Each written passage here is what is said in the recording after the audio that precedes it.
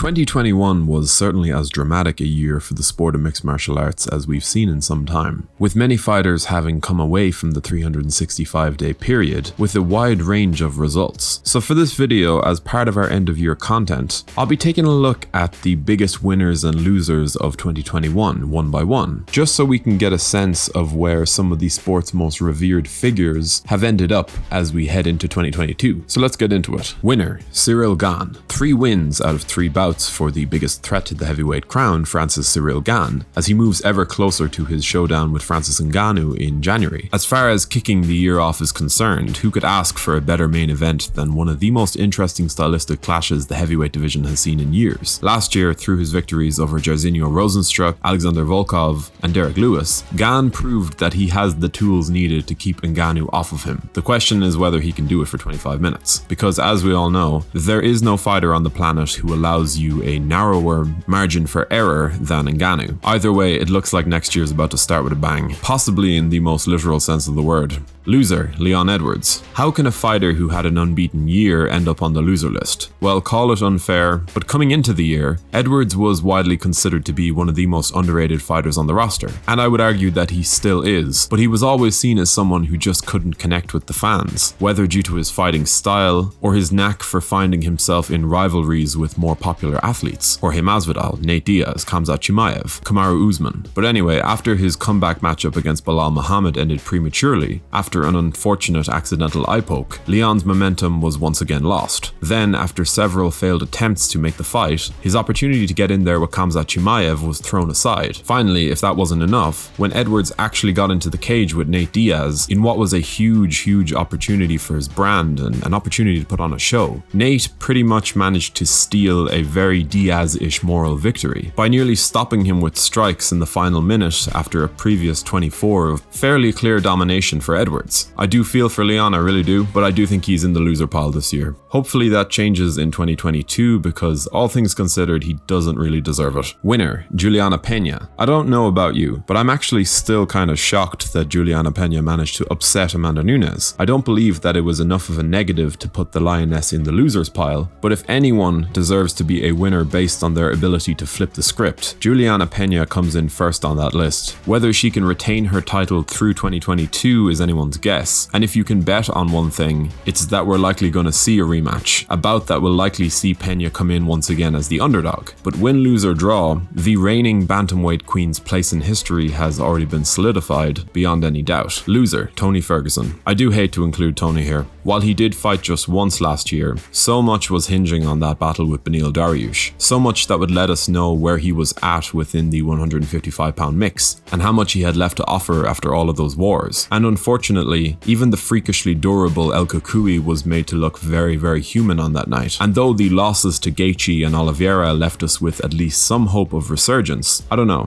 My own personal optimism truly started to wane as I saw him get handled by Dariush in the fashion that he did. He's been a personal favorite of mine for years now, just like a lot of you, and I do hope that 2022 proves to be a better year for Ferguson, whether in competition or in retirement. Winner, Glover Teixeira. Old man strength wins it out in the end for Glover Teixeira, who joins Julianna Pena on the list of 2021's most unlikely champions. What really did it for me was having a first-hand experience of that 7-year gap between title shots, how it seemed as though we were watching this excellent fighter's natural decline, as he started to fall into the rhythm that most fighters his age generally do, winning one here and there but also dropping a few losses in increasingly brutal fashion. All of a sudden though, Glover started picking up momentum, finding his way into title contention, overcoming his underdog status time and time again before eventually upsetting the informed champion Jan Blachowicz to become the single oldest first-time UFC champion in history. If that doesn't make you a winner, I don't know what does. Loser, Frankie Edgar.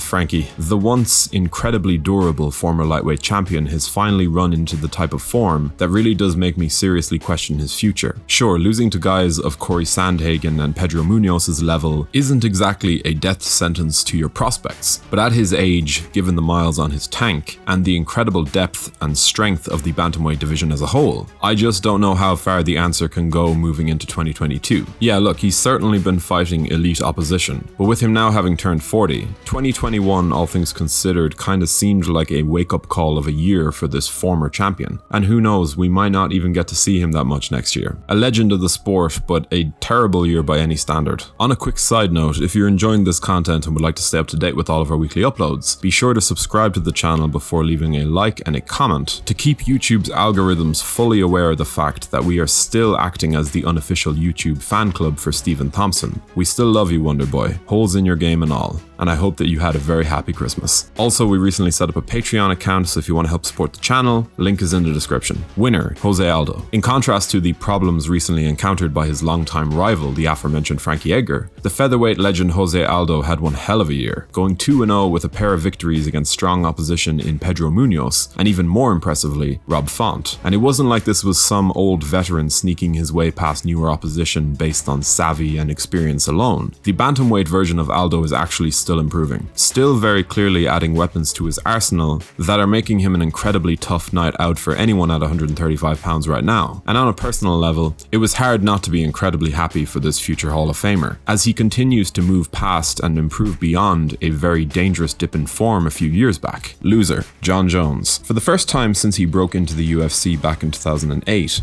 the former light heavyweight champion Jon Jones did not make a single walk to the octagon last year. And sure, his impending move to heavyweight was the major reason behind that, but there's no way to look at the year as a whole and not come away with a less than impressive view on the man. His Las Vegas controversy was, of course, another last straw for a lot of his fans, as Jon once again managed to thoroughly disappoint us all with his antics, and more than anything else, his rinse, wash, repeat response to the whole thing, attempting once again to spin it into a positive for himself and how he's blessed and this is his journey towards greatness, and so on and so forth. Look, I'm certainly still excited about seeing Jon Jones the fighter move to heavyweight, but I do think that a lot of us have well and truly mentally checked out of his attempts at personal improvement. Winner, Francis Ngannou. If 4 straight first-round knockouts weren't enough to convince you of the improvements that Francis Ngannou had slowly been making since that thoroughly disappointing 2-fight skid that saw him lose a lot of the hype that he had built as a contender, then his thunderous second-round knockout of Stipe Miocic likely was enough to make you a believer. And though he fought just once over the course of the calendar year, Ngannou well and truly shut his doubters up through his overall well-rounded performance against Stipe. Indeed, the Cyril Gane test that lies before him will be an entirely different challenge, but with that great equalizing power in his hands, even the technical mastery of Gane will likely crumble if Ngannou can land. The main question is, can he? It's going to be a heavyweight showdown for the ages, and I'm very grateful that it's on in January. Loser, Conor McGregor. While in some ways it is difficult to call a fighter who made that much money a loser, in reality, everything from his exposed weakness to calf kicks that saw him lose against Dustin Poirier in January, to his ankle splitting in two mid-fight during their July trilogy bout, made it difficult to consider it as anything more than a bad year for Conor McGregor and his brand, from a competitive standpoint. Now, does a pair of losses to a 2-time title challenger in one of the best divisions in the sport mean that McGregor is finished? No, I wouldn't go that far. But if one thing is certain coming into 2022, this once great 2-weight world champion absolutely needs to find a victory so he can recapture some of the momentum that he has lost. Winner, Khamzat Chimaev. If 2020 was the breakout year for the welterweight and middleweight sensation Khamzat Chimaev, 2021 served as more of a reminder of his prowess than anything else. And sure, most of us would have preferred to have seen him in action more than once, but as we all know, that bout of COVID-19 that saw his future brought into some very real doubt left him out of the octagon for most of the year. However, the one time we did get to see Chimaev in 2021 was more than worth the wait. A scintillating, destructive performance that was just bursting with character. One that saw him absolutely decimate the veteran Li Jingliang. And as much fun as it was, the promise of things getting truly interesting next year is enough to make me extremely excited for his next fight. Loser, Cody Garbrandt. Cody Garbrandt lost, and he lost pretty badly last year, going 0-2, to bring his ongoing stretch of form since the Dominic Cruz win to 1-5. Of course, the very tough thing about these defeats is that 4 of them came by brutal knockout. Sure, the Asuncao win was pretty sweet, but the damage that No Love has taken in recent times is certainly a major cause for concern, something that wasn't solved by his ill-fated pursuit of a flyweight resurgence. The chin is the thing that most point to, but in reality, Cody's striking defense is a problem that I would first point to when trying to critique. A very tough year and one that has left Garbrandt in an even worse spot than before. Winner, Kamaru Usman. And finally, we get to perhaps the biggest winner of them all, depending on how you stack things up. 2021 was the year that saw Kamaru Usman truly take hold of his rightful position as the sport's pound-for-pound king. It was the year that he fully shed his label as a quote-unquote boring fighter, delivering back-to-back thrilling victories over both Jorge Masvidal and Gilbert Burns, before then earning his second win over his great rival Colby Covington. Usman, to put it simply, is the man right now in the sport, and all things considered, he's a suitably terrifying presence for the very pinnacle of the pound-for-pound rankings. Of course, there were a few names here that didn't get a mention, the likes of Rose Namajunas, AJ McKee, Alexander Volkanovski, Sean O'Malley, Islam Makhachev, Max Holloway, and a few others on the side of winners, as well as a few losers that I won't get around to mentioning. But who do you personally think had the best and worst years in terms of MMA in 2021? And who do you think is poised for greatness and disaster next year? Do let us know your opinions in the comments section below. We always love to hear from you guys. If you enjoyed this video, be sure to leave a like and a comment before subscribing to the channel so you can stay up to date with all of our latest uploads. Thank you for watching.